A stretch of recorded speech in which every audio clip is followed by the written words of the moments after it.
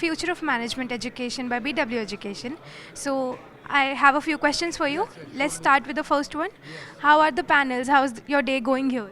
I enjoyed being here all throughout, and they gave equal opportunity to everyone to express. There was no constraint of time. It was a very well focused, well organized, well executed event. Lovely, sir. So, what have been some of the most significant transformations in B schools with the advent of generative AI, and how are schools inculcating it in their curriculum, and what are the challenges they are facing? See, generative AI is still in the formative years, and this is being taught today more as a topic in addition to the syllabus.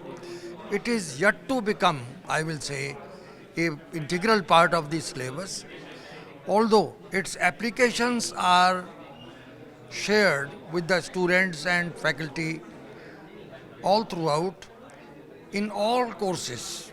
So there is a application of AI in marketing, in finance, in fintech, in strategy formulation, etc., etc.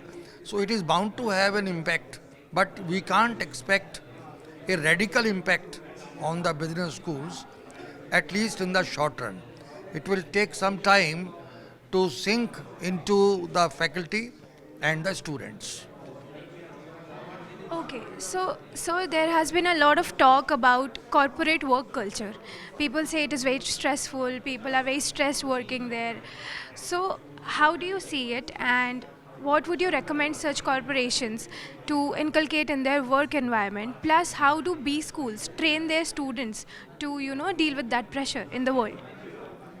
You see, this whole concept of stress in the workplace is more a result of the bringing up of the students in the schools and colleges and universities before they step into the business school.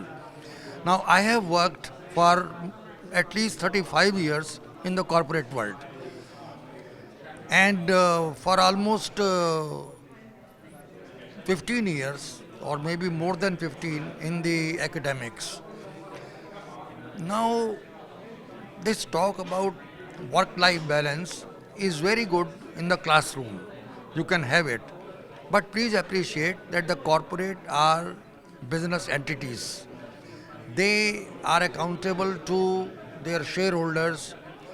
Of course, the employee is one of the stakeholder. He is not a shareholder.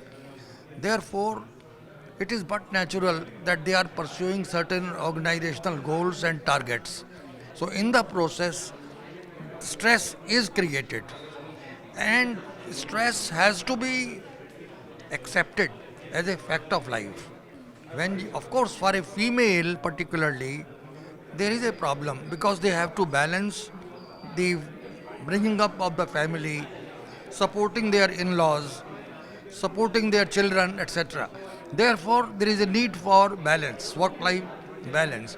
At the same time, they have to appreciate that in a corporate world, it is but natural to have stress, and there should be coping mechanisms. Coping mechanisms to handle such situations, and that is more by working round the clock virtually without stress.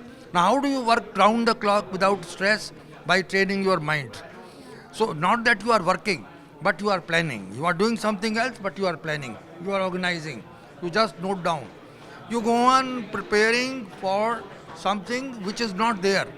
That may come after 2 months, but when it comes, you are already ready. So, you should know the difference between what is urgent and what is important. Your list of urgent matters should be minimized so that you are available for important matters. And once you know the difference between urgent and important, you can prioritize your energy application and accordingly cope with any situation. That is how I have done in my last 55 years of career. I have never undergone any stress. My boss may be suffering, my subordinates may be suffering, I am not suffering at all. I am enjoying.